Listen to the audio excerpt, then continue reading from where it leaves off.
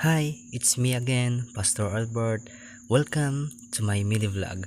For today's video, tara, samahan niyo ako para na naman sa isang episode, buhay ng isang pastor.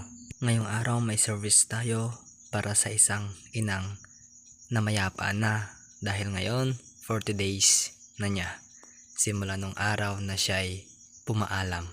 Masakit sa ating buhay kapag may mga taong nagpapaalam na. Ito kasi yung rason at huli na hindi na natin sila makikita, kakausap. Kung gusto natin silang yakap, hindi na pwede. Kaya ramdam na ramdam ko kapag may ganitong pangyayari, service, dahil ako mismo naramdaman ko na rin yung kanilang nararamdaman.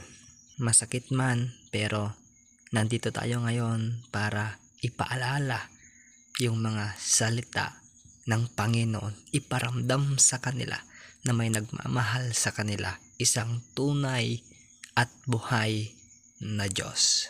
Sabi ng Panginoon sa John 11:25, "Ako ang buhay at muling pagkabuhay.